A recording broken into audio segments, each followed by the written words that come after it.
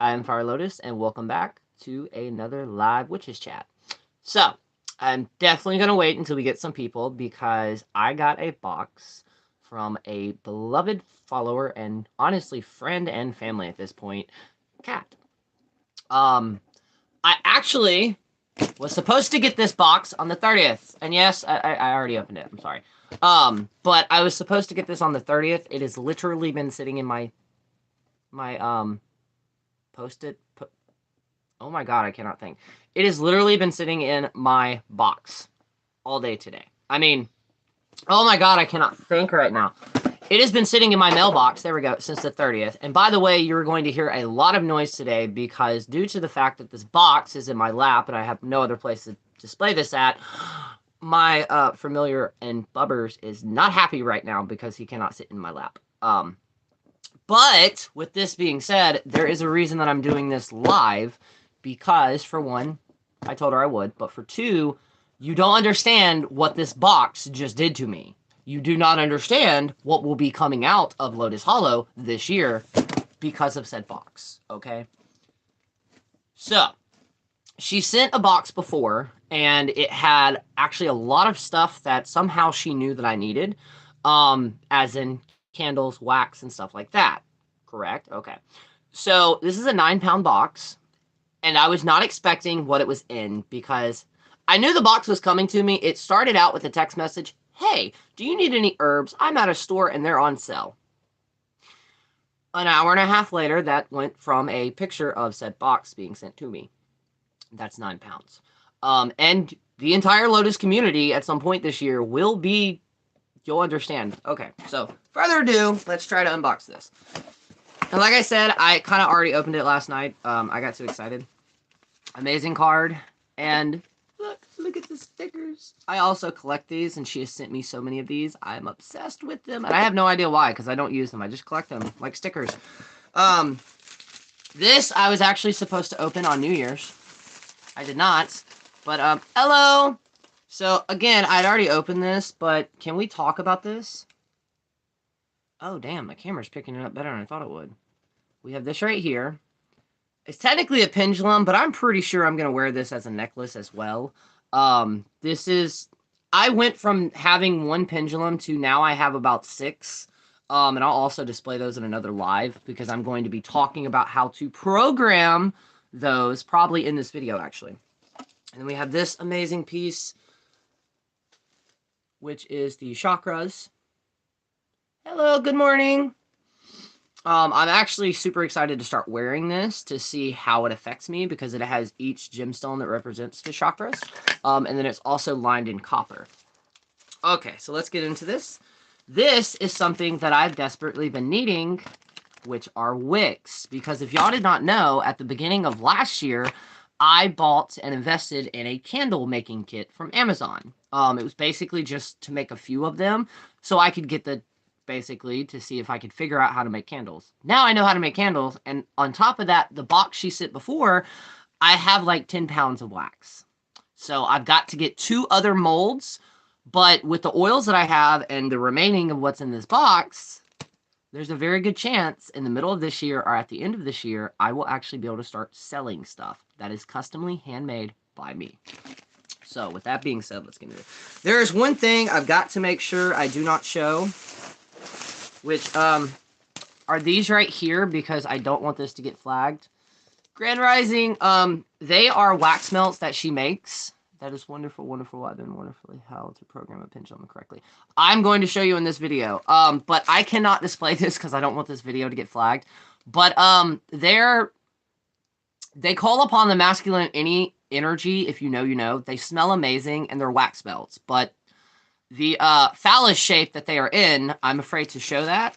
So, but this is the second type of these that I've gotten. These smell incredible, more incredible than the ones originally she sent me. And she makes them. Now let's get in this box because holy shit. Okay, so I've not actually opened these, but she sent me, like 10 of these. I almost broke my window. She sent me like 10 different types of these candles. So not only am I going to use them at some point, I'm also going to reuse them after I burn them down. I've not even went over the smells yet, but I think she got like 10 of them. Now, we've known each other for probably, I think 3 years now, and her love language is gift giving. 1, 2, 3, 4, 5, 6, 7, 8. Yeah, she sent me 8.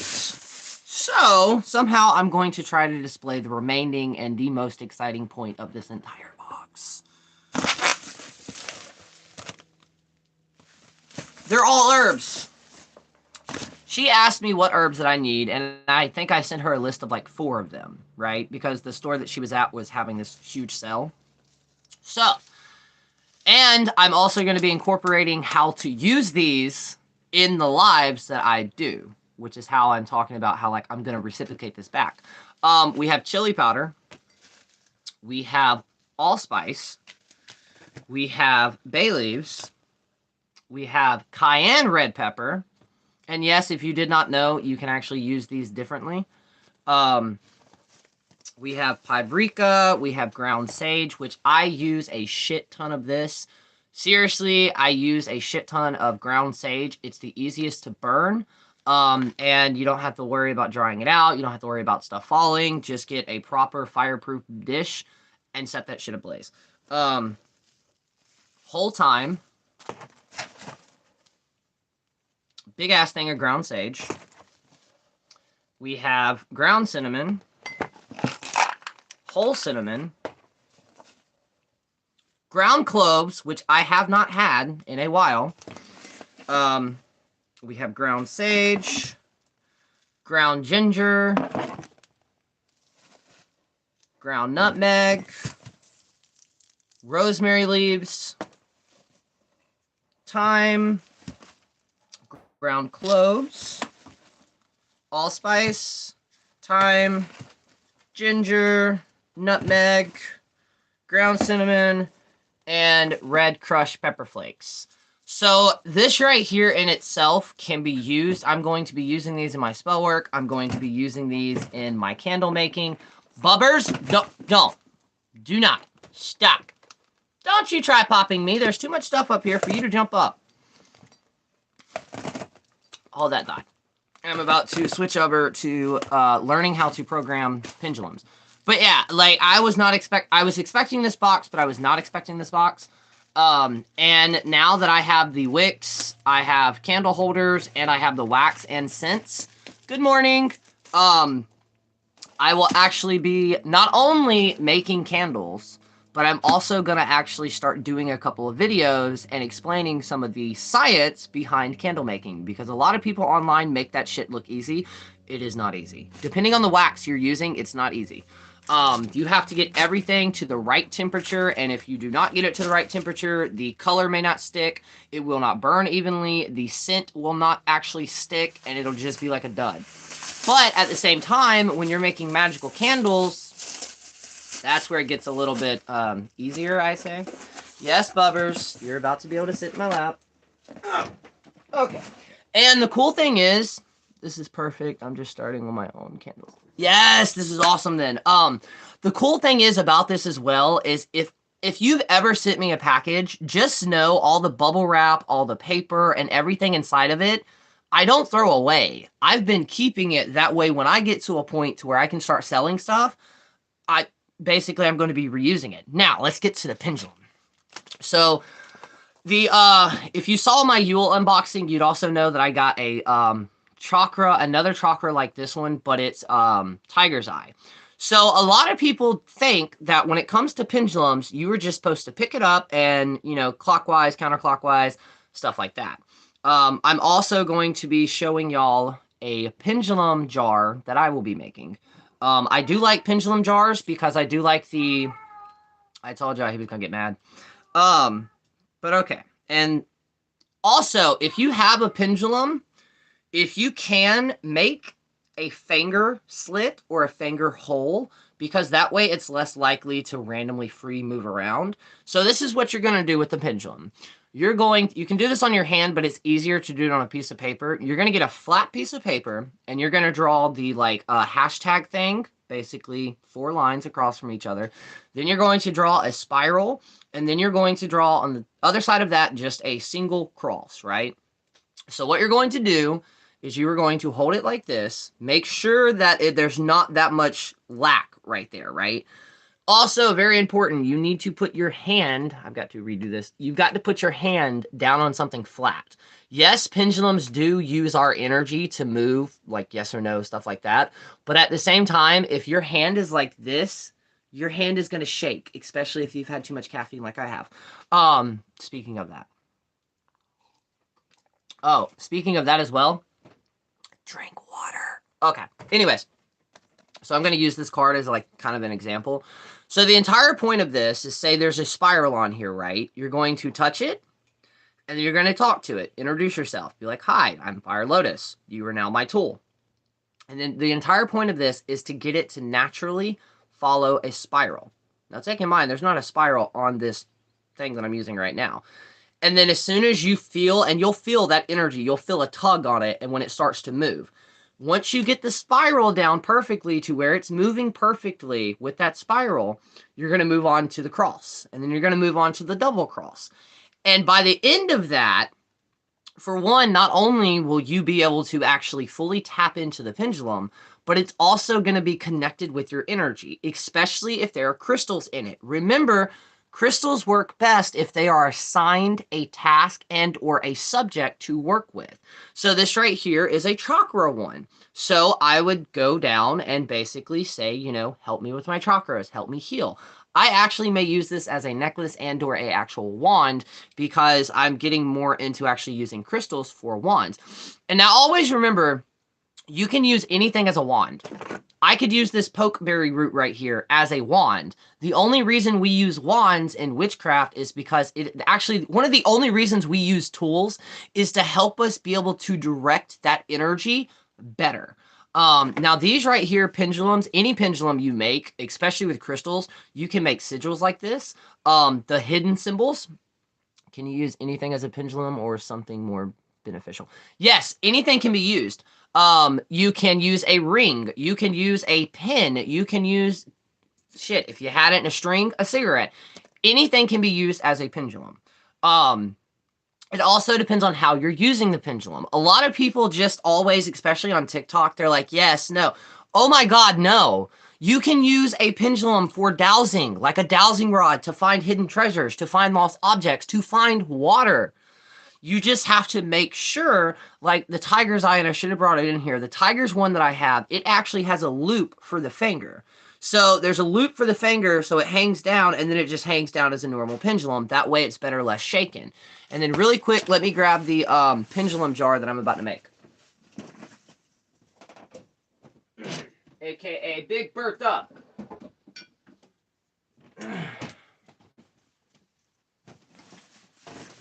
Now, before I show you this, interesting story, because my partner was coming home from work, and we always stop at our Dollar General, like 5 to 10 minutes above our house, to the point where they know us very well, like very, very well. We're very routine people. And he called me and he goes, I have a surprise for you that I just found. What I'm about to show you, I was not expecting. He found in the Dollar General parking lot, just left there. This big bitch right here. And you're probably asking, how the hell are you going to turn that into a pendulum jar? If you also know, I used to drink a lot of wine. With that, and every now and then I still do. I've cut back a lot. With that, though, I always save the corks. Why? I have no idea. I have like 3 drawers full of wine corks.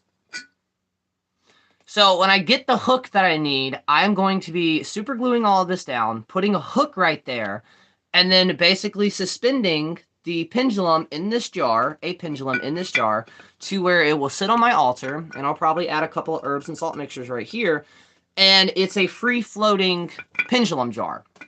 I do love the idea of that, but at the same time, I guess I just have a personal vendetta against jars. When you put something magical in a jar, in glass, you are sealing it and cutting it off. What I mean by that is it's the same thing, and yes, you can use a pendulum to do this. It's the same thing as tying your spells Thank you. Yes, it's been sitting next to my coffee pot because I've had no idea what to do with it, and I'm limited on my altar space right now. So, oh, there was his work clothes. Whoops. But that's what I plan on doing with it. And I'm also gonna do videos on kind of like basically how I made that. Um, but with pendulums, not only can you find lost objects, there are so many things you can do with pendulums. And a lot of people, but with okay, when putting stuff in a jar, you are sealing it, which means the energy, unless you're recharging it, the energy is just staying in there concealed, right? Versus tying some of your spells to a plant. If you're going to do that, by the way, try to get succulents. The reason I'm saying this, and I will show one live, I may randomly do it today. So if you get a notification that I'm live, it'll be outside because I'll walk you through what I call my misfit garden. The job that my partner has, he's outside and he comes across a lot of like discarded and random plants and he brings them home to me. Succulents, I'm loving. Also, by the way, we are also being guest visited by another hawk. She's sitting up on her perch over there. I take that as a very, very good sign. But succulents, I'm obsessed with. There are a lot of them. Actually, you're barely in there anyways. This right here is what is known as a donkey tongue. Magical properties, I haven't really looked that up, but the reason this is so cool is because, and I'll show y'all later on, but the actual biggest leaves on the mother of this one randomly creates these right here, and you will literally be able to grow them in anything. But the reason I would suggest using a succulent plant is because they're extremely hard to kill.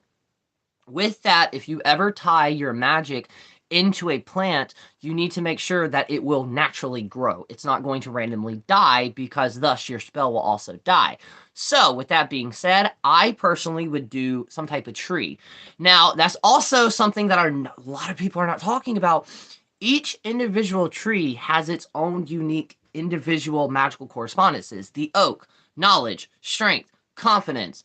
Also, a lot of trees. For an example, the cypress tree, one of my very favorite trees. The cypress tree, in certain traditions, is identified as the universal tree.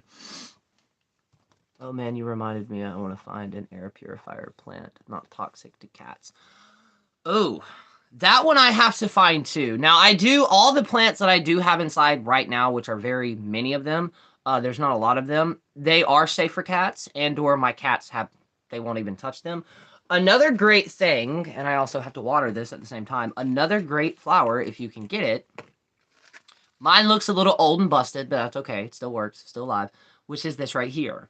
This right here is known as the Resurrection Rose, and/or the Jericho Rose. Now, a lot of people on TikTok do this, and they did not research on how to take care of it, because you were only supposed to keep it slightly submerged and in water for a few days.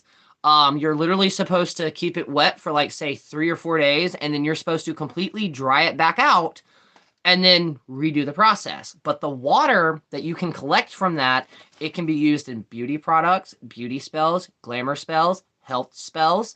The plant in itself can be used in, sorry, the hawk flew that way. ADD mind.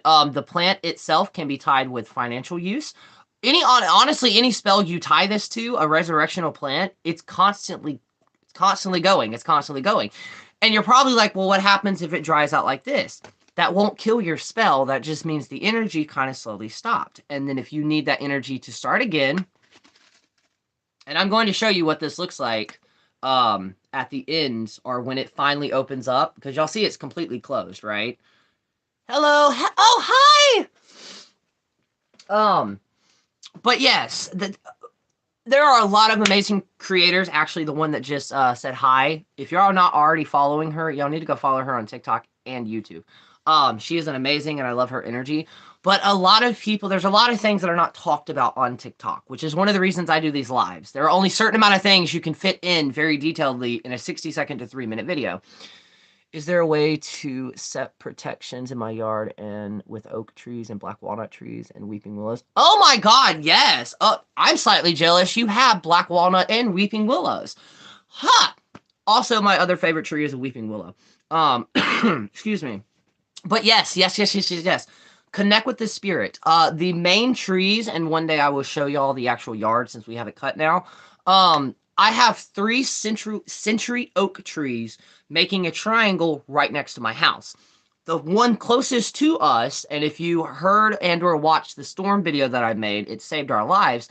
I actually consider that my ancestor tree. What I mean by that is if I want to give an offering and not necessarily keep it on my altar, I have it there. I have a place set for there. Now, this is how I learned to connect to tree energy. You can do whatever you want, but this is also where knocking on wood comes from. Where that came from is there was a lore back then that if when you knocked on wood, you awoken the tree spirit. The same thing applies. So I'll walk up to the tree and I'll touch it with a flat hand like this, and then I'll knock 3 times. Say what I have to do, connect with the energy, leave the offering, and then I'll knock 3 times again and leave. But the storm video and kind of what you're talking about with the protection was we had a squall or possibly a tornado. We never figured out what happened here. It like completely destroyed my neighbor's yard. It destroyed 2 houses. Our house was one of the only houses that never really got destroyed. Now we did have a lot of damage with our roof with like shingles and shit flying off. And when it rains, our porch floods right now. But in general, huge pieces of these oak trees ripped off.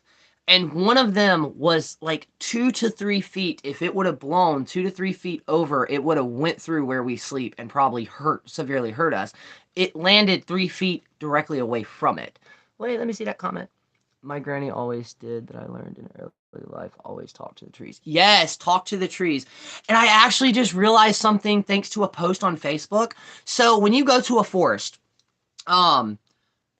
I too spoke to trees all my life. I speak to almost anything, but I just learned something slightly more deeper that I'd never thought about. So, and this is also interesting. My partner and his father, my father-in-law, they've always been working with the land, right? So they know land. They never knew this fact. Okay, so do you know there is one thing that connects all living roots together? Mycelium from mushrooms. What I mean by this is in a forest, if one single tree is sick, whether it gets a virus, a bug, or something like that, exactly, fungi, that mycelium, I know I say it weird, can actually redirect nutrients to that tree, or it completely can cut it off to make sure all the other trees around it do not get infected. And it is connected to all the root systems, right? So when you go to a forest or land for the first time, try to find a mushroom and introduce yourself to that mushroom. Why? Because that mushroom deep down inside is connected to all the other trees and roots. And when I thought that, I was like, oh shit, you're right. Because see, when I go to any land, OMG, speaking of protection, yesterday, TT FYP page was all about clarification. There's no such thing as an evil spirit, only misunderstood. Now I'm like, more protection and cleansing is needed. That's actually kind of true, and I actually made a video on that as well, which is too much protection can be a bad thing. When I'm lost, I always hear go to your trees from my granny, so I go to my hometown. Yes, I love that. And honestly, same. Like, I've always had a very, very strong ties to oak trees for some reason. Oak trees, whomping willows or willow trees, and cypress trees. But with protection with your properties, I'll be doing this today. I've been talking to the trees and animals in my life. 15 minutes, get to the gas station. Thank you. I appreciate telling me. Of course. But when it comes to protection on your land, and I learned this the hard way, I had somebody that's been trying to send me a package of I think it was stormwater for like 4 months, and for some reason, every single time she sent it to my address, it never actually got here. It was always returned back to sender. And we double-checked to make sure they had their correct information. They had the correct information. I never received that package. It kept getting sent back to them. And on top of that, I've had issues where I had a moment where I had to call the ambulance out here like 2 years ago. It took them 45 minutes to find us. Pizza delivery drivers, they know where we're at, but too much protection can also be a bad thing, because when it comes to what we consider negative spirits, I like to just use the word haint, because I don't like using a term like demons, because people work with demons and they're not what we think they are. So, but at the same time, some malevolent spirits can also actually bring you messages as well. And the way that I have our protection set up on our property is it's almost like my favorite movie, Spirited Away. It's like a bathhouse for spirits, as in, I have multiple wards and protection set up to where any land spirits, any wandering spirits can come and just chill out and hang out as long as they don't have any ill intent and or malice intent to harm us or to fuck with us, then they kind of go into my spirit traps. Easy spirit traps. If you know anybody who drinks wine and or drinks alcohol, especially Bud Light Platinum, that Bud Light Platinum bottles are cobalt blue. That is literally where Haint Blue comes from. It is literally made for protecting you from spirits. And then I literally have two of them. I have a wine bottle hung up because it's deep green. And here in Florida, just like cobalt blue and Haint Blue, there is a type of green that can also be used. My home has railroad spikes and black salt along property lines. Oh, I love that. I've shared it before way back on my TikTok, but when I was with one of my exes, we created a warding system that is nothing but runes, but you have to do them on each property of the house in certain ways. That way they're all connecting. So I have that type of protection. I have the land spirits, the trees, and then the witch's bottle, not witch's bottle, the spirit traps, and then multiple plants that I also have are also as protection. To use the Haint Blue.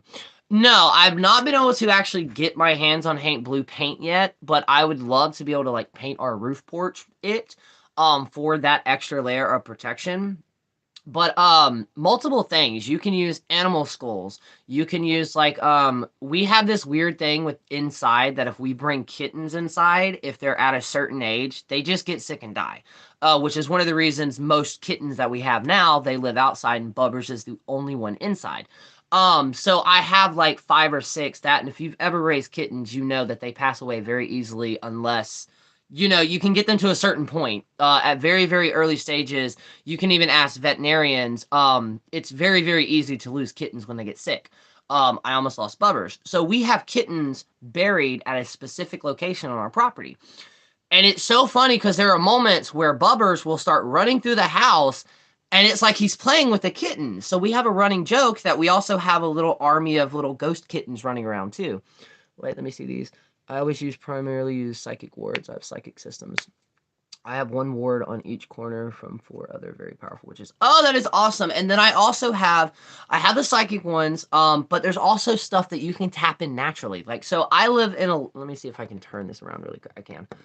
Okay, let's see. There we go. So that's my view, right? There's a reason I'm showing all this. Don't mind the clothes hanging up. But a lot of the times, especially recently, we've been getting a lot of fog and mist. Also dew. Which I'm going to talk about that too. But with the mist, if you live in an area where it gets misty a lot, you can ask the spirit of that mist. Now, be careful because we know the lores of Fae and stuff. I've never had a problem with it. You can actually use that to almost mask your house.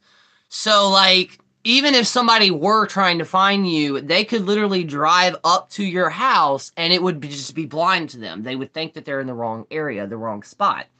By the way, it's been probably 5 or 10 minutes, if that. It's already starting to open up. I do have a little fungi in there that I gotta get rid of. LOL, I guess I have an army of squirrels and chipmunks, 1 bird and a dog buried in my backyard. And you can actually connect with those spirits and be like, hey, can you assist in protecting this property? On top of that, as y'all know, I have a bone collection. I recently obtained safely, and it was already passed away and completely decomposed, a possum head. And if y'all did not know, I am obsessed with possums. I love them. And we actually have one. We have 2 giant possums that will randomly come up on the porch. I actually petted one. I do not advise against that. I mean, I advise against you petting them. Please don't get bit. But possums do not carry rabies. I have mirrors buried in the corners of my property reflect baneful magic away from my house. I love that too. I don't really use mirrors as wardings. Now I do have a witch's jar that I do have buried on the property. Gotta run. I'll catch the replay. Okay. Of course, of course. But another thing that you can do, like I have a ward that is a physical object to where if for any reason it falls, which I'm pretty sure y'all saw the TikTok if you followed me for a while, it kept falling. To me, that is a symbol that somebody was not really trying to fuck around with me, but they were trying to test the waters of like, you know, like where's a slow entry. But with that though, always change and or add on to those layers, because it's just like the Southern lore, Appalachian folklore, it may be other lores as well. But like when I grew up, at certain periods of the year, we would wake up and my mom would make us redo the entire house. I'm talking our bedrooms, our living room, her bedroom, all of it, right? I never understood why until I started investigating in it. Please don't forget the pendulum programming. Oh, I'm not. I'm gonna go into it. But if you say you invite somebody over to the house, right? So they've seen your entire layout. This also goes into feng shui, extreme nesting. Kind of, but the reason that they believe that you were supposed to change things, have you heard of knocking on your mirrors and saw a fingerprint on it afterwards? I have not. Granny always did that 4 times a year. Exactly, and one of the reasons it is, like I said, it does come kind of from feng shui as well, is if you have an enemy over that at one point in time is your friend, and then eventually they become an enemy, if they've seen your outlay in your house, psychically, they're easier to be able to get in if they can get around your wards. But if you're constantly changing it, they don't know which is which, where's where, especially with altars. Like, I've had a lot of people be like, why do you show your altars online? Because for one, when it comes to my videos, and always remember this with your content as well, we select what a person sees and doesn't see. But on top of that, I'm constantly changing and moving my altars around. But yeah, you can use physical objects, you can use teddy bears, you can use statues, you can use plants, bones, animals, you name it, you can use it as your protection from your land. Now, with the pendulum again. Program them to only receive source truth. It's kind of in the way, and I hate using this term, it would be basically like setting the intentions.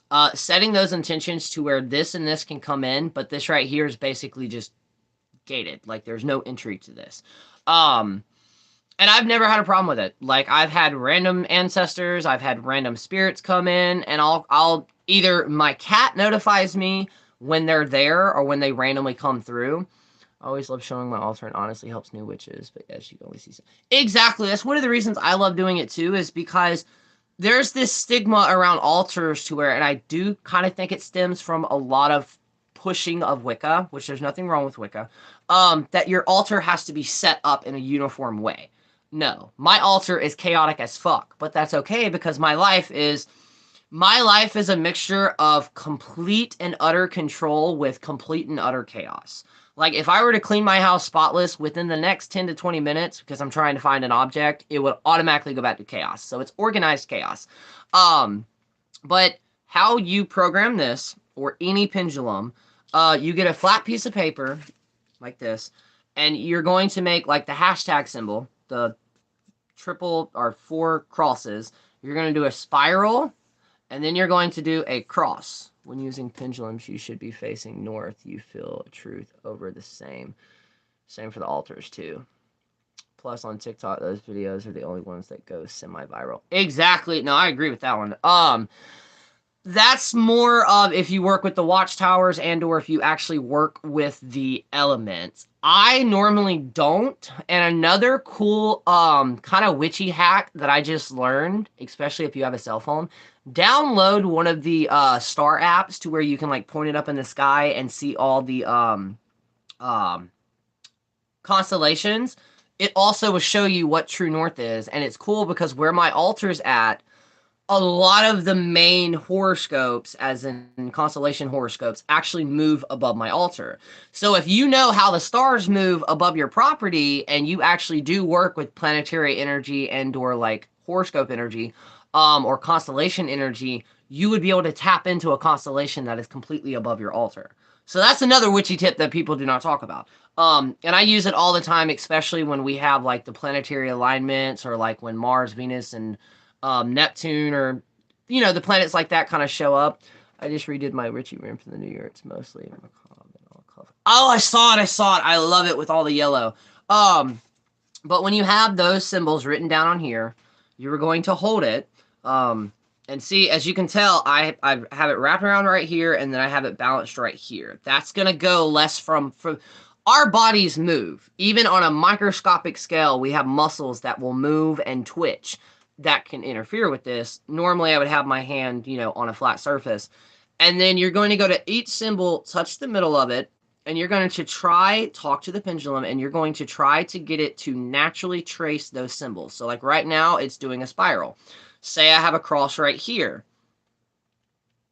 It's doing this, and then eventually we're going to tap down and stop it, and then you're going to do like this. Now, after you've done that multiple times, it's going to attune your energy with this. If anyone out me when the house doesn't line up with the cardinal points. But actually, I've tried that. I've tried a lot of the properties that we've lived on to actually try to get them. Because, like, my ultimate dream really quick is to get, like, to eventually build a house, like, Practical Magic house. And in the attic, there's going to be a glass-stained window with a pentagram on it. And I want to be able to line it up perfectly with the sun and the moon, which is going to be difficult.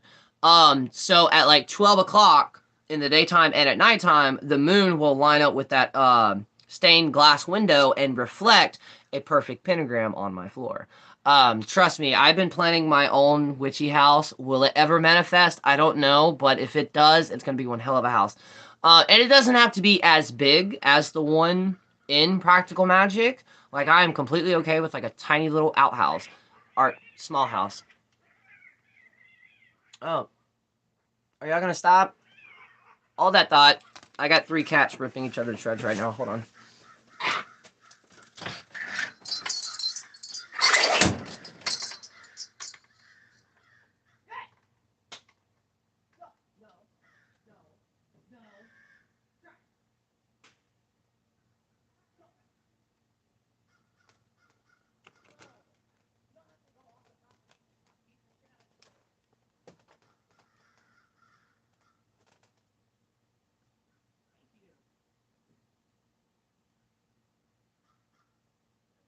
You need to start inciting it.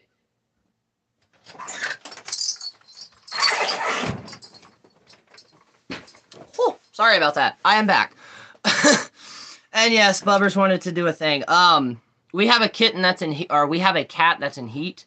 I'm assuming, or she's going into heat, and we only have 2 other male cats on the property. Gemini and Grandpa is what I call him.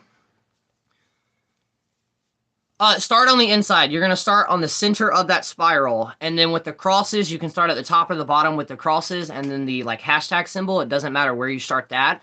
But start in the middle and just kind of do that and talk to it. And what it's doing is it's connecting your energy to it. And then the next question I normally get, good morning. I normally get is like, well, what about yes, no, maybe? That's completely up on you. I like to do the counterclockwise, clockwise. Like if I'm doing a yes or no question, it would be counterclockwise would be no, and clockwise would be yes. But that's different for everybody. I remember when I first made my pendulum when I was still in school, I got in trouble multiple times because I was using it on multiple test questions. And a lot of the times I got the test right. But yeah, you can use pendulums for multiple things. Dowsing. Don't you come up here and spray. You're starting it. I literally have the mama cat, the one that just had the kittens on Halloween. Her name is, I almost said mama. Dipper, Little Dipper. And she has claimed the porch and she will run off males. But the reason I broke it up is because it was Stripes, aka Grandpa, the oldest cat that I have. And the other one, they were just laying down on the ground, just connected together. And I had to, and she's watching it. She's literally standing right beside them, like egging it on. And it was also cool because when I walked outside, they incited the fucking crows and they went crazy over our property. Imagine using your body as a pendulum to pass your test. That would be cool. But yeah, pendulums can be used in multiple things. And a lot of the times, if you see some of the longer necklaces that I use, that's one of the reasons that I do it is because I like using pendulums sometimes. Will I ever make that a service for me? No. Just because I don't know how I feel about that. But yeah, pendulums can be used for multiple other things, finding lost objects, Doing it just like a dowsing rod would be, like a natural wood dowsing rod, which is you go outside and you find that almost perfect slingshot stick, hold it with two handles, and you walk slowly around your property, and if it does it correctly, the stick will actually move where there's water at. That's actually how they used to find a lot of wells back then. Underground water sources was that. And then you can also find hidden treasures and multiple other things like that. But again, that's the one thing I hate about social media with witchcraft, is because a lot of them, not everybody, because we're all different, but a lot of the creators, like currently right now, prosperity bowls are trending galore. Yes, I actually have a YouTube video of how I make mine, and I do not set it on my altar, and or I do not set it near my door. It is actually in the center of our table. All the change goes there, and then any extra bills, we just slide up under that, until it gets to a certain point, and then we'll put it in our savings. But, those are trending, the spam comments are trending, throwing cinnamon at your front door is trending. So like, and I understand how it works, but the problem is, wait, could pendulums show where ley lines are at? Yes, they can. Now, this is also interesting, and this is why I love doing lives, because I have a lot of information, but due to my ADHD brain, it takes somebody like mentioning it. So ley lines, there's also a different type of, birth chart, and I'm trying to remember what they're called, but on top of ley lines, there are also astrology lines that kind of mix with that. You can look that up, and I'll try to post a link in the comments about it. But with ley lines, there are maps, but there are actually two. There are ley lines, which are the main lines, and I forgot what the other ones are called, but they're kind of small little veins of that.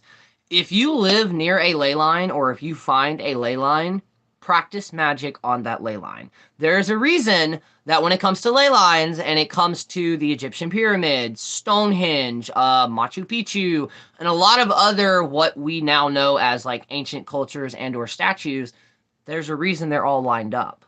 That's one of the reasons, besides the stars, it's because of the ley lines. Those are energetic streams that connect the entire globe.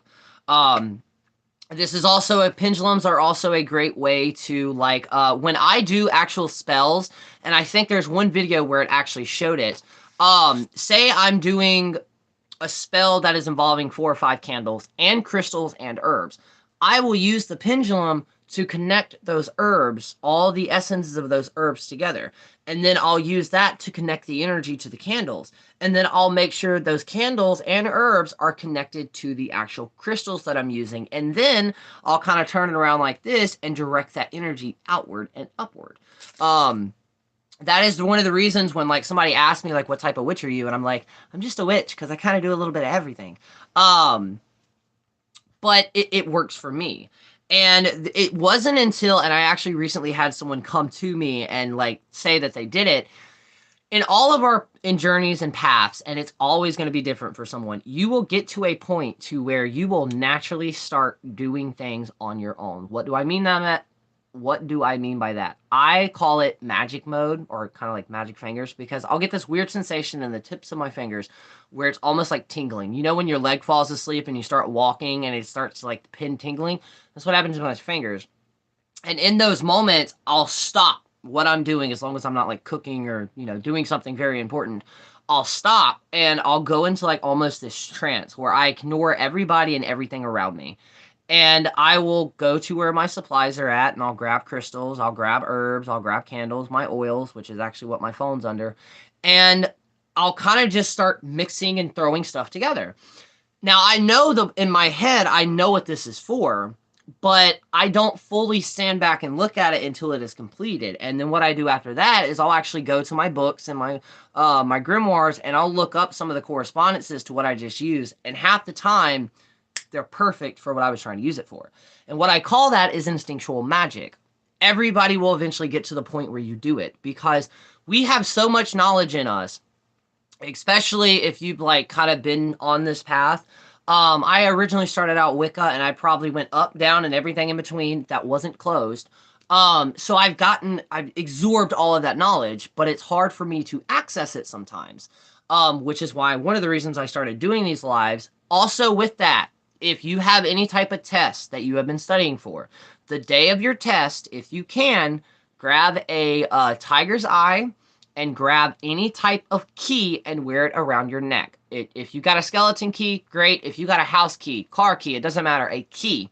Wear it around your neck and set the intentions that it is going to help you unlock knowledge you already have. I'm telling you, it works. And speaking with tree magic, there's a creator that I've got to post that I asked in the comments if I could add on to this, and I think she said yes. She was talking about ash trees yesterday. If you come across a mountain ash and or ash tree, they're very, very easy to identify with their leaf structure. Go up and pluck a leaf, and yes, you can actually do this with other trees as well. Go up and pluck one leaf from it and say, leaf of ash, I do 3 pluck to bring me at least 1 day's luck, and then carry it with you that day. It works. Now, I'm not saying you're going to have like the best of luck, but it works. It's one of those small things that you can do. That was actually one of the very first spells I ever learned besides the protection spell that I did. And that protection spell slightly backfired in my face. My third spell was a binding. And I did it from the craft. I got a picture of the person I was binding, and I wrapped cloth around it, and this is where I messed up. The person that I bound found it and lost their shit. So like, and that's something that is also not talked about.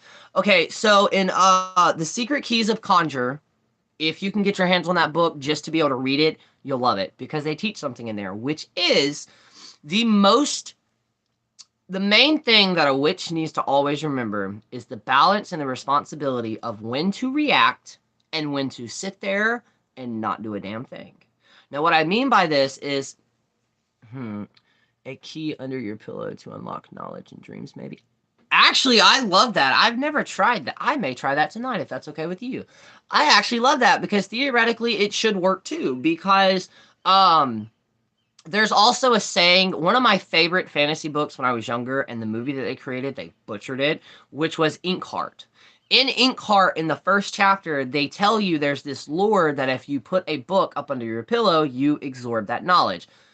It doesn't work the way it sounds. Trust me, I've done it with so many books. It did not work. But the key thing could. But the Secret Keys of Conjure, because another thing that I'm also going to be talking about very soon, and before I say this, no, it is not part of a closed practice or anything like that. Multiple other people have used this in their practice, which is a mojo bag. I had a lot of questions with the mojo bag, and I finally got my answers, and I actually finally created one. I'm not going to show you the one that I carry with me 24/7, unless I'm sleeping, but I will show you a mockery of that, because there's a leather company that I found on Etsy that I ordered 2 just leather pouches, and I have an extra one, so I'm actually going to put a video together with that, because mojo bags are very interesting, because it's so cool, because it's almost like alchemy, because depending on the traditions you follow, some say you're only supposed to have a certain amount of equal and opposite objects, like numbers in it, but not only are you actually creating an entity by mixing and mashing other spirits or essence of the things, but you actually have to feed it. You have to make sure it doesn't fall. It literally becomes an actual breathing spirit that you feed, whether that's by oil. And if you were to feed them, do not pour it all over your oil and rub it together and like smash it. No, literally a drop. Rub it through your fingers and then rub it on that, or put something new into it. And depending on how you fasten it, which would be depending on how often you feed it, whether that's the full moons, the new moons, or certain days, because not all practitioners use the moon phases. That was another flip that I never really understood. Originally, when I was growing up reading about it, the full moon was not a moon that you were supposed to manifest on. It was the moon. The new moon was what you were supposed to actually start to manifest, because you were using the moon cycles from going from the dark moon, basically not being seen, to growing into a full blossoming of the full moon. Oh, I'm off run errands. Have an awesome day. You too, and thank you so much for stopping by. But yeah, you can use multiple things for multiple aspects. But in the Secret Keys of Conjure, they teach you when to react, when you should throw a hex, when you should throw a return to sender. And it's the responsibility of said practitioner of when to do something. Like with me, if I were to ever throw a hex and or a curse or any type of baneful magic, it's going to take you to do a lot. Like, you're going to have to affect my personal life. affect my partner's life or something along the lines of that. I learned not to overdo oils when I put too much in a pillow, and woof, that smell is everywhere. Exactly, and a lot of people, that was actually, I think, one of my first semi-viral videos was me showing and demonstrating how to anoint a candle. A lot of people for show and video, they'll pour like a shit ton of oil on it. It doesn't take that much. Literally, the best oil company, unless you make your own, that I would suggest, because I've used them for years, is the Art of Root. You can literally get a bottle about this big for $7 on their either the website and or through Amazon. I have like 6 of them that I use constantly because not only are they blended with the actual herbs and stuff, but they're also blended in a way that you can mix them with the other oils to get almost like the perfect oil. And using them, I've actually created 6 oils that I use in my practice. And I learned when I started making candles that is the reason you're not supposed to, because candle making is a fucking science. I had to learn math. Okay, I had to do math when measuring out, because when you go to make candles, when you go to melt the wax, you have to realize that most waxes are going to be a solid object that is eventually going to be melted down and turn into a liquid weight. You got to figure out the math between those to get the ratio right. It took me a month and a half to finally figure it out. And it helped from like 3 other people because I suck at math. But the reason that is because depending on the wax that you're using, you have to get the wax at a certain melting point, as in the wax has to be a certain temperature before you add color and or before you add scent. The reason why is because if it's too hot, a lot of the oils that you would use, it would evaporate it and the scent would not stick to it. Same with the coloring. Depending on what type of coloring you use, it can screw it up. With that, on top of mixing everything together, you also have to incorporate every single thing you add to melted wax is going to affect how it burns. So if you add almost 1.5 pounds of herbs in that candle, and that candle is only this high, I guarantee you it's going to burn badly. Now, with that being said, if you add a sprinkle of it, and then the oils, just a tiny single drop, and then you also have to let it cool down before you can pour it, because if you pour it when it's too hot, what winds up happening is it creates those little caverns or little holes in them. So literally, when they say that it is an exact science, it really is. And of course, a lot of people on TikTok make it look very easy. Some of these people have been doing it for a while and or they have different setups. I am going to be doing a live, hopefully this week, possibly next week. I have a very busy month. To where I will actually be making the candles. What is the name of the oil? They have different types of oils, but it's called, the company is called Art of Root, or Art of the Root. And they're amazing. They're amazing. They smell amazing. Oh, I thought you were going to say that if you mess up, that candle would solidate and stay liquefied. LOL. No, it won't stay liquefied. It just won't burn properly. See, with a candle and the aspect, depending on what you're trying to do, you want to make sure that there's not that much drippage, aka the wax melting down, and you want to make sure it burns evenly. That way, like, we all know, like, the candles in the metal containers, when it starts to, like, burn and it, like, starts to sink in, that 9 times out of 10, that was because the wax and the person who created it, it was not at the right temperatures. And I tested this, and see, the only issue that's preventing me from fully making candles now is because I only have one mold, and that's this giant square mold, which means it takes a lot of wax to do that. I've been looking at candle holders because I want to start making tapestry candles. And then then I'll probably start producing like a lotus candle, which actually looks like a lotus. But with those and the candles that I make, some of them will not have scents to them. And the reason that is because it's not going to be about the scent. It's going to be about the herbs and crystals and stuff like that that are mixed in with it. What are you binding runes to protect the candles? Why do we add binding runes to protection candles? That depends on the practitioner. When it comes to my spell candles, normally the only thing that I do is I will, especially if it's for somebody else, I will actually carve their names and birthdays into it, and then either on it or below it, I will create a sigil of what I'm trying to do and their name and birthday, and I will create a custom sigil that I will put normally on a plate.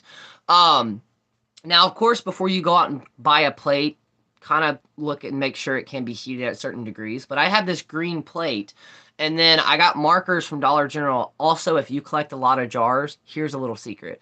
Okay, thank you. I'll check them out. Candle making is a nightmare. Okay, of course. And I have used some of their oils in the actual candles too that I have made previously.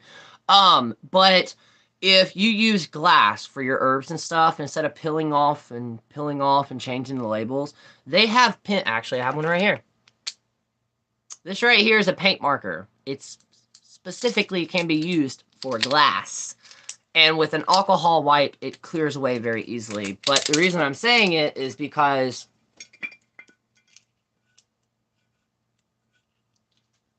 and before it dries, if you mess up, boom, get a little water, a little bit of alcohol, and it'll come off clearly. And they're only like $1 to $2. I have a gold one. I have this white one. And they have saved me a lot on being able to easily write on a jar of what's inside of it. Because I have like 8 jars.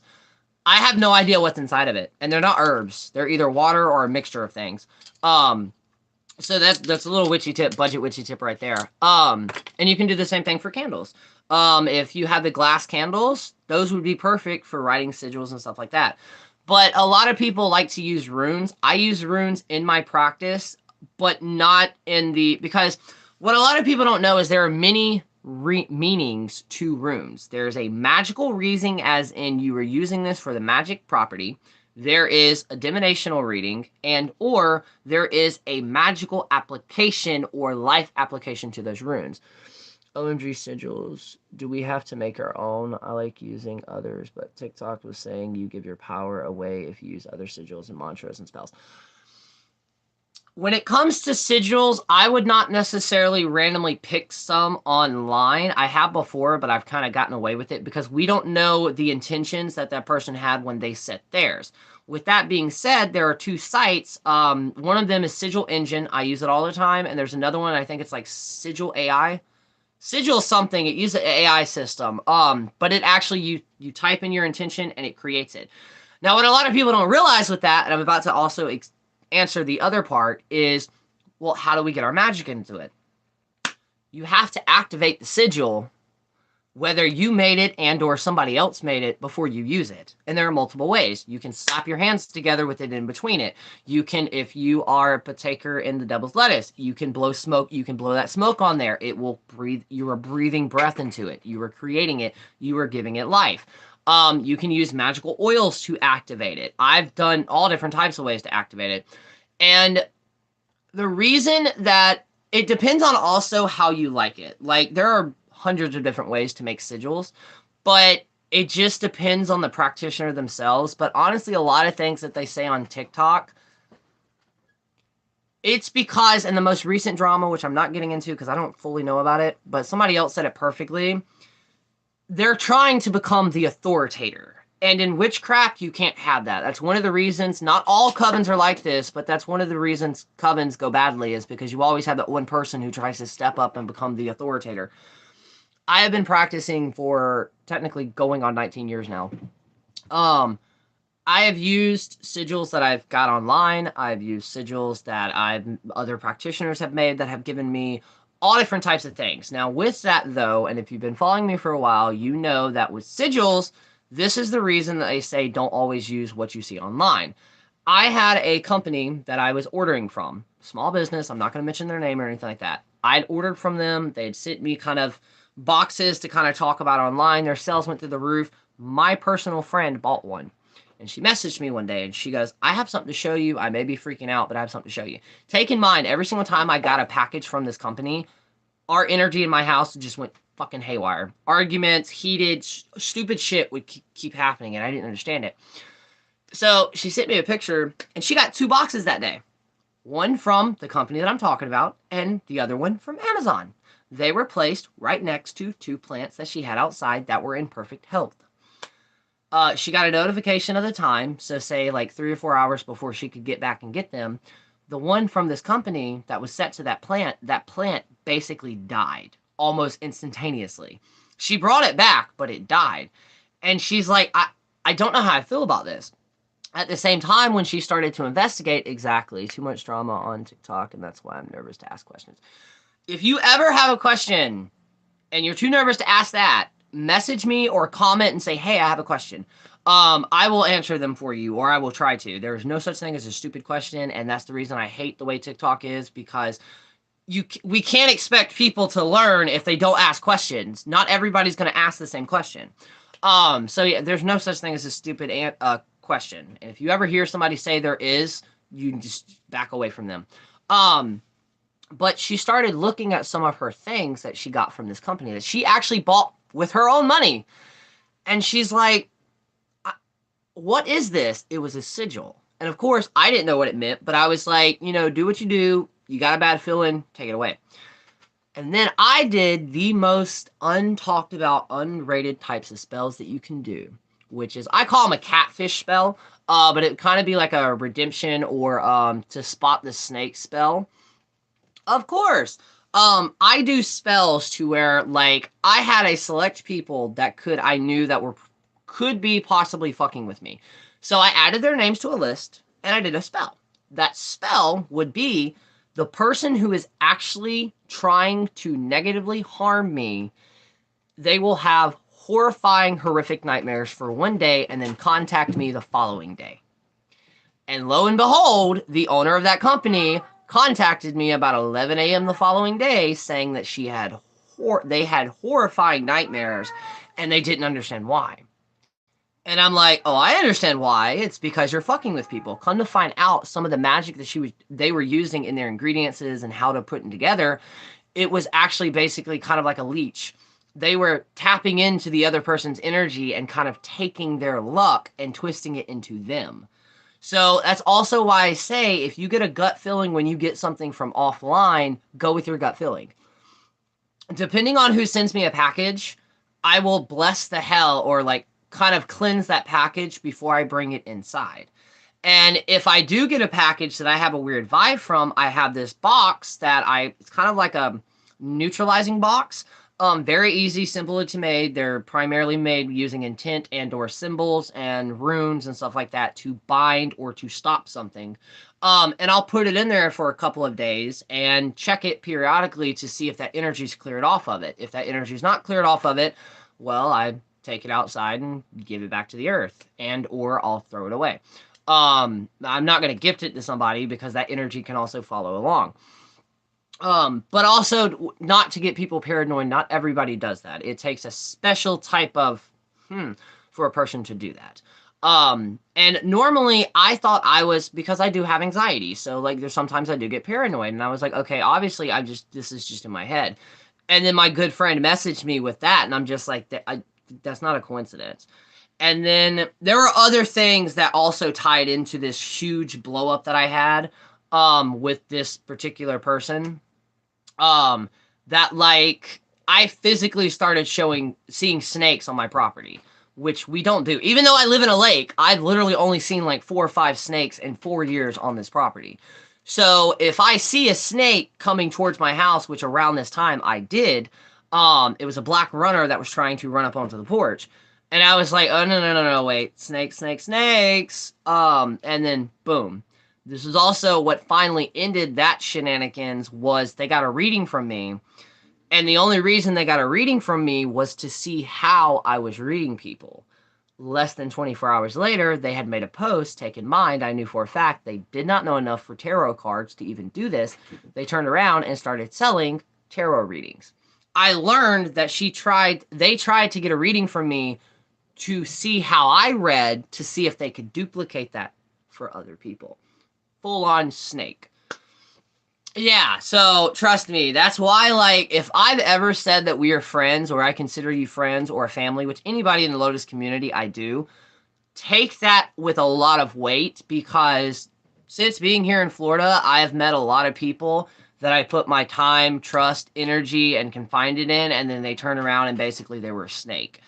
And I'm actually slightly nervous about that because I read an article, I don't know if it's true or not, but it was 3 zodiacs that this month were basically going to be, basically a snake. Somebody was going to stab them in the back, Aries being one of them. So I've definitely been like watching very, very closely because I'm always a quiet person. I was the kid in school that everybody was freaked out by just because 9 times out of 10 I was quiet. But always remember, if you have a quiet friend, just because we're quiet, it doesn't mean we're stupid. It doesn't mean we're mute. It means that we're watching everything around us. Because with the community that we have, Gemini and Sagittarius. Actually, yes, thank you for saying that. Aries, Gemini, and Sagittarius, watch the people you have close to you. Not to make you paranoid, but just watch, okay? Watch. But with retribution spells, a lot of people automatically go to hexing and cursing. Fuck that shit. Fuck that shit totally. For one, you're also using your energy. There is, and I will post it in the comments if I can, Llewellyn's, actually you can go to their site. Llewellyn's, they have a spell a day almanac, we know this. On their site, though, and on Twitter, they release those every single day. One of them was a repercussion justice spell calling upon Hecate, which is, you give Hecate a offering of garlic, and you sit down and you explain to her the situation. There is a small incantation, and after you explain the situation, you give it to her, for her to decide how it's going to do. Now, me and my old roommates, we used to call something like this a retribution spell, a karma spell. As in, I'm not hexing you or cursing you. I'm just sending any energy you sent to me. I'm sending it back to you. But I'm also giving it to the universe or deities or ancestors to decide how you should be punished for what you did. And they work 10 times better because I also used to think that there was a cheat. This is when I was unexperienced. That's me. If I tell you my friend means I trust you, and same. Very, very quiet. Watch everything. Exactly. And there are a couple of things here recently that I'll be addressing on TikTok. I've just got to make sure I word it the proper way. But there are a lot of... I don't want to insult them because I'm not trying to insult them, but there are a lot of people who kind of would fall under a leech, as in... They kind of they're almost like buzzards. It's kind of like they're waiting up top and then they'll kind of swoop down. And if y'all were following me on TikTok when the whole River shit happened, not saying anything bad about her because me and her discuss shit. Anyways, not the point though. I made a video, 2 videos on it, and they're the videos that I'm talking about. I made a video about spectral evidence. What is spectral evidence? Spectral evidence is one of the reasons the Salem witch trials actually happened. Spectral evidence is basically evidence that you yourself have only experienced. It's like seeing a fetch or seeing a spirit and saying, oh my god, this person just sent this fetch to me to fuck with me. It's spectral evidence. You're saying all this stuff, but you don't have the receipts to back it up and or prove it. And I was like, you know what? I realized that's what's going on with TikTok. And it is. That's a lot of what TikTok drama is. It's a bunch of spectral evidence and people playing telephone. I'm thoroughly quiet in real life, though, because I witnessed so much currently and been diagnosed as loved and growing up. Honestly, I'm the same way. Like, when we first meet, if I were to ever meet any of y'all for the first 5 to 10 minutes, I'm probably going to be awkwardly quiet. And then once I break out of that shell, there's no putting it back in. So just to let y'all know that. But it's also, I've set this up to where, I've met somebody that I looked up to and I was like, oh my, I talked to them, I've interviewed them. And after that interview, I realized that I hyped them up to something that they were not. I hyped them up to the perspective of them that I had in my head. Almost like Hollywood characters and famous people. You finally meet them and realize they're actually not what you thought they were. So what I did with this is how I act in my videos and my lives. I'm the exact same person off the screen. There's no persona. I may go by, I think it's called a synonym because it's not my actual birth name, Fire Lotus the Witch, or Fire Lotus for short. But that's just to protect my own personal identity and my own personal life. But how I am behind this is how I am in life. I'm trying to be true and authentic, and I don't want to be fake. I don't want to be like, okay, I hope you have a good day too. Because, we're all going to have bad days, but I'm not going to come on here and paint that I'm happy and positive and all the other shit all the time. There's not. I have a lot of bad days. That's part of life. But back to spectral evidence. I made a video and I was like, but I never mentioned anybody's name, never mentioned the drama. And the second part of that video, the person that I was trying to call out commented on it, which goes into, if the shoe fits, wear it. And that's how you can get a lot of people to kind of trip up and out themselves as the person who's doing it, because spectral evidence and or when it comes to drama, you're going to look for 2 people. Now, if you're in the drama, but you're just defending your character, that's different. You're always going to look for the person who's stirring the pot that was never in the drama, but they're updating you on the drama. They are trying to stir the pot and direct it. That's the person you need to watch out for. But yeah, that's, well, I've been on here for like an hour and 9 minutes, which is semi good. So with that being said, there are some updates. If you follow me on TikTok, you need to, and I'm also going to make a TikTok about it. Me and Kate, the person who sent this to me, amazing person, honestly amazing. We are planning a live on the 12th, January the 12th. We haven't set a time yet, but it is going to be both of us having a discussion about the vampiric community and or psychic vampires and or blood drinking sanguine vampires and or what people call our hybrids, which is both. Not that I'm an expert in it, but I got a lot of questions in those vampiric videos that I did. I already have an 8-part video series on it, but it's on down, and until I'm so waiting until I get playlists. That way I can organize all of my videos on TikTok. But we will be doing that on the 12th. Like I said, I haven't set a time, haven't set a date yet. It's going to be technically my second duo live with somebody on TikTok and probably my 4th live in whole on TikTok. But I did want to advertise that. With that being said, next month's going to get a little hairy with my lives because I've got a few interviews that I was supposed to do last year that I did not get around to it due to the holidays, and I'm going to have to catch up on this one. And I want to see if I could possibly, some of them do an actual like video recording, and then I'll extract the audio, turn it into a podcast, and then upload it here so people can actually see the interaction. I've just got a couple of things to work around with that. There's something else. I still am hopefully for January, if not in February. And now that I have this stuff, I am looking into shipping and stuff like that to where I will be doing a raffle giveaway, and or I even may do like another separate giveaway from that that's not a raffle giveaway. And the reason I want to do a raffle giveaway is because the raffle money in itself will also go to the shipping to ship it out. But there will be a box that is made, and the ingredients are the things in that box are either A, things that I personally have created, and or things that I have here that I do not use, that I have no use for. Podcast, you have one? Oh yeah. For anybody that did not know that, I have a podcast, Fire Lotus the Witch. You can find it on Spotify, Applecast, and most other platforms, and Anchor. I make it through Anchor. I have 2 seasons and I believe over 100 episodes. And all the ones that I've actually interviewed different people, they are labeled that. Some of them are like, if you follow Graveyard Gatherings, an amazing creator, I love her. If you follow her podcast, I actually interviewed her. That's the episode where I interviewed a Death Witch. I interviewed Bloody Mary from New Orleans. I've interviewed a Chaos Witch. I've interviewed a author for Crystal Basics, 101 Crystals, Nicholas, amazing. I interviewed the Traditional Witch, Brian. Honestly, one of my favorite episodes just because of the conversations we had. There are 3 TikTokers now that I will be interviewing. Android, wow. Andrew's going to be one of them, or King Witch. I think it's the King Witch. And a few other ones that I'll be interviewing. And I say interviews, but honestly, it's just kind of cool conversations.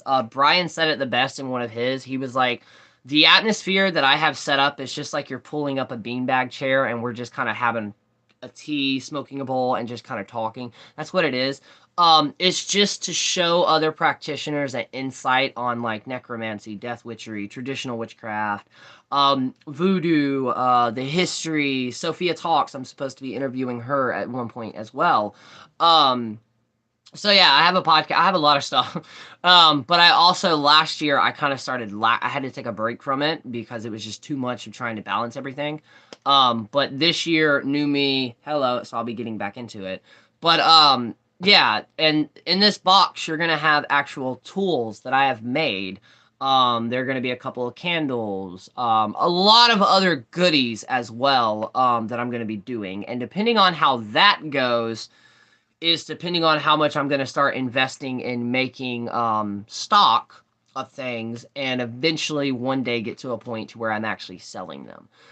It's just I want to go really, really slow, just like I did with this. If you ever think about coming up with a business or opening a store, please know this. Going viral overnight and getting 1,000 orders, that's not what you want. I know it's intriguing, but that's not what you want. Slowly build up and make sure, take your time and make sure the foundation to what you are trying to build, it's all set, it's not going anywhere, the ground's set, and it's very, very sturdy. That way, as you slowly start building, you have a very, very good foundation versus somebody creating a witchy store and then overnight them selling out. It can be extremely overwhelming and all of that. So it's not always, the fastest one to the race wins. No, take the tortoise in mind, slow and steady pace. And that's what I've been doing for the past 4 years. I'm eventually later on this year, I'm looking into a couple of merch items with some of my sayings, come hang out in Lotus Hollow, welcome to Lotus Hollow, do your research, multiple other little things like you're not hexed, it's just anxiety.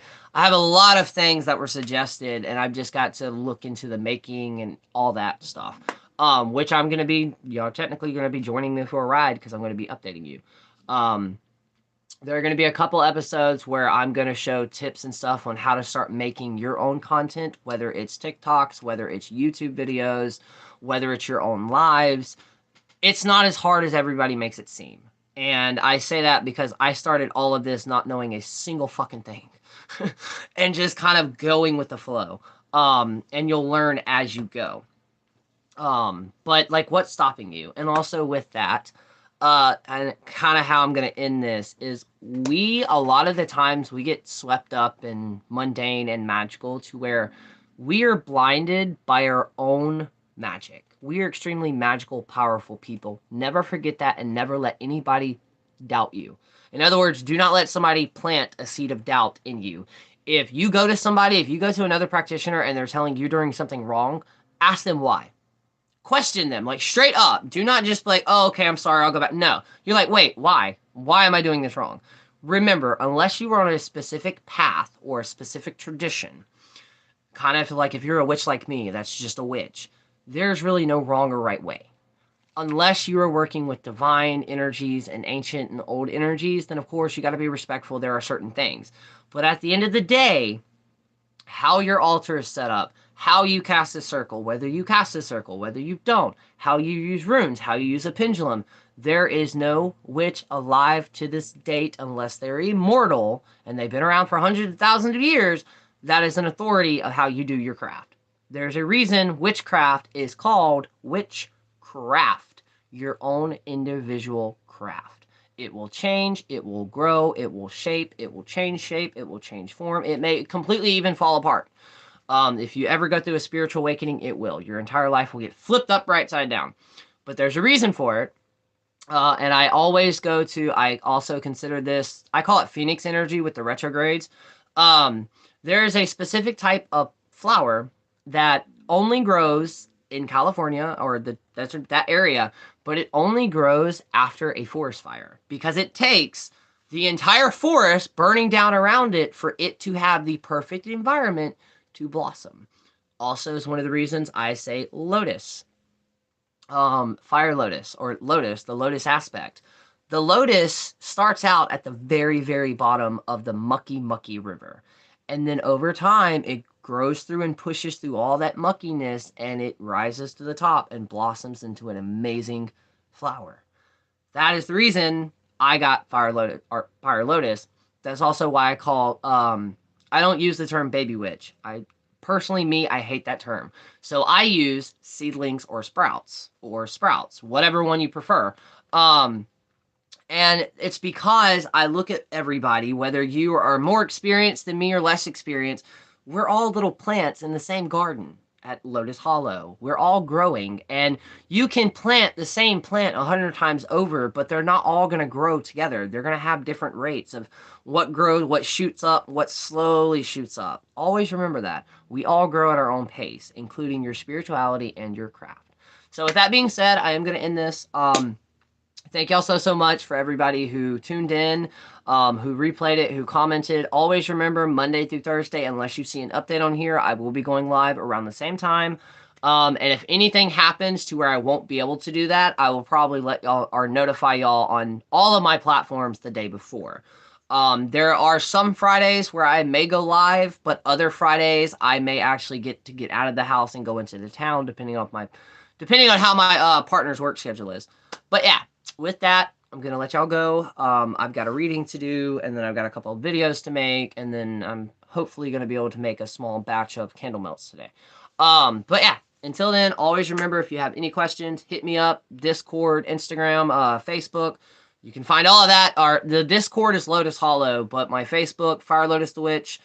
I have Fire Lotus the Witch podcast on Instagram, and then Instagram, Fire Lotus the Witch. TikTok, Fire Lotus the Witch. And then my backup account, not a lot of people know, Fire Lotus the Witch 2.0. So that is all this information. You can comment. You can also email me at firelotusthewitch@gmail.com. Yeah, I said that right. So yeah, always message me. I am an open book, and I'm here to help. So until then, I will talk to y'all later and see y'all later. You are all loved, and you are all amazing, beautiful creatures and humans.